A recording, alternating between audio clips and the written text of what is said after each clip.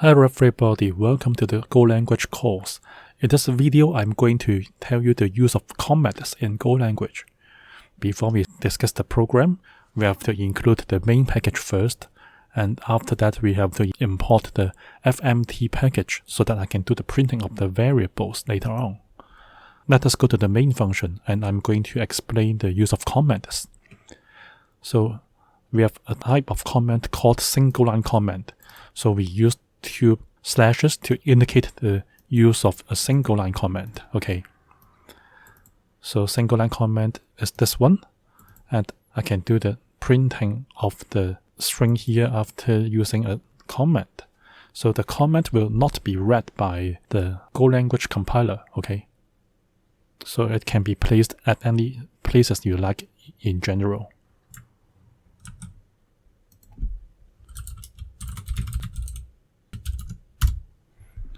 Okay, even though I have a comment here, the printing action will not be affected because the comment will not be read.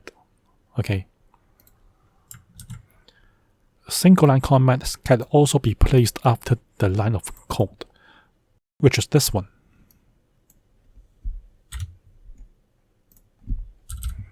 So you can see that I have already made a variable called x here, and after the assignment here, you can see the use of single line comments. So the single line comments can be placed after the code. Okay.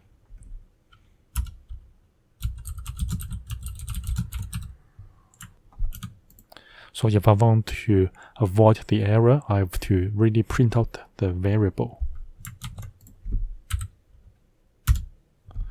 Okay, you can see number 2 has come out.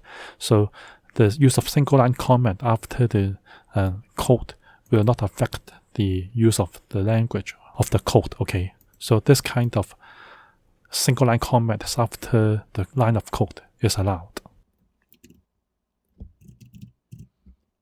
And let us talk about another type of comment called multi-line comments. A multi-line comment can really span multiple lines, and usually it is used to hide the part of the code for debugging. So if I want to ignore the execution of these two lines of code, I can use the multi-line comments like this one. A slash followed by an asterisk to start the multi-line comment. And if I want to end the multi-line comment, I use an asterisk followed by a slash to help us indicate that this region will be the multi-line comments. So here I want to ignore the execution of these two lines of code. So I can use the multi-line comment in this way to help us do so.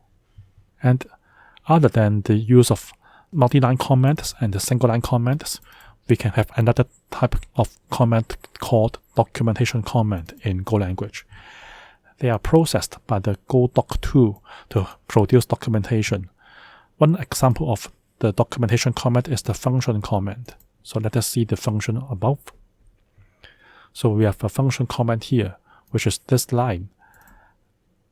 So I have a function called add, and I have a certain comment before the definition of my function. So when I put the cursor on top of my function name, you can see that the function comment is shown here.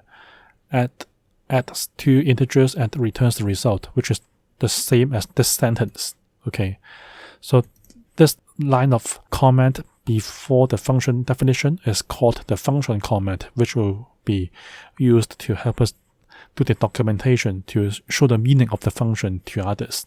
Okay, so the way to use the comment will be summarized in these 4 points. We have to be concise. Comments should be short and to the point. And we have to make clear comments to ensure that your comments are easy to understand. And we have to make sure that the comments are relevant. We just put the comments on part of the code that needs clarification. So if the code is easy to understand, we don't ever need to think about a comment to describe the simple code. And we have to avoid redundancy in making comments. So we don't state the obvious things. We can assume the reader that they can understand the basic programming concepts. So we don't say A plus B here is meaning add two numbers A and B respectively, something like that. So we just assume that people can understand the code quite well. We just say some descriptive things about your code when you use comments. So this video has discussed the use of comments. We have single-line comments, multi-line comments, documentation comments shown in the function here, as well as the ways to use the comments effectively. Be concise, be clear, be relevant, and we have to avoid redundancy. This is the end of the video. If you have any questions about my video, please leave your questions on the comment section below the video.